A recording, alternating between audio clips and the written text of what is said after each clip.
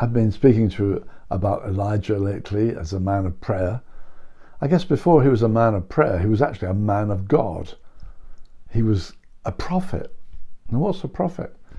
Well, actually, it's interesting, isn't it? The last couple of years, I've read the book by Mandela. I've read the book about Abraham Lincoln.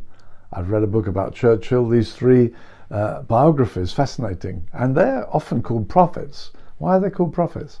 Well, they have about them something somewhat similar to Bible prophets in that they tend to stand out against their generation.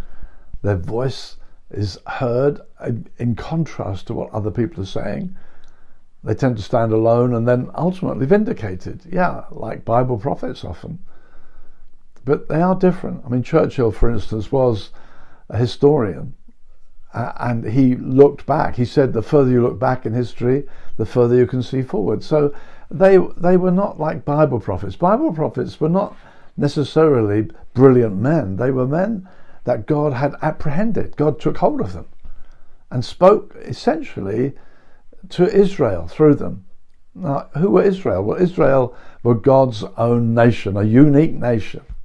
God said at the Exodus, out of Egypt, I've called my son. It's like a people born of God. They come through the Red Sea.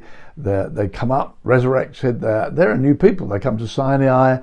They have an encounter with God. He makes covenant with them. Blood has been shed.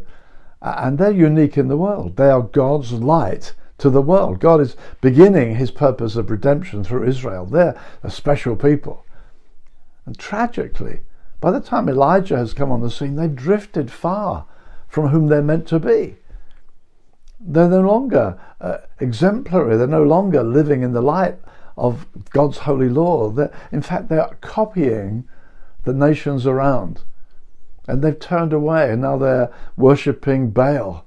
And that's what the story of Elijah is about, to bring the people of God back to God, to restore them to their true identity. It's a tragedy when these people who were given an identity by God have forgotten what they're here for.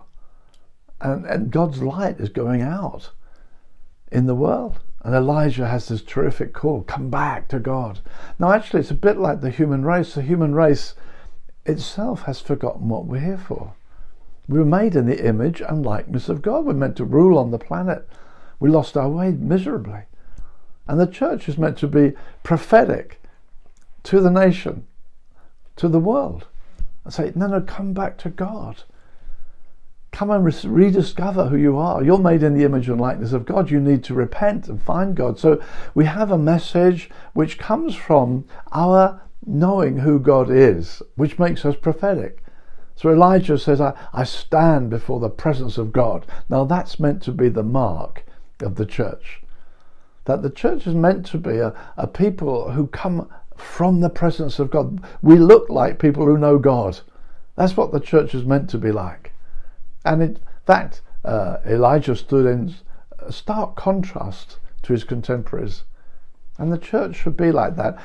Often we've tried in these recent days to try and look as much as we can like the world in order to win a hearing. Elijah was very different to that. Elijah didn't try to seem like they were. He was very different. He said, I stand before God. And he expected God to vindicate his message. It's God who's going to answer prayer. God is going to send fire from heaven. So the whole vindication wasn't let's be as near as we can to the world to be heard. It's let's know the power of God resting upon us that we might be heard. That's why he's a man of prayer. He stands before God. He prays to God. Let God vindicate his message. Yeah, let the church be out of step with the world. Let God vindicate his own name. We need to pray for that to happen. I'll speak to you more about this in the coming days.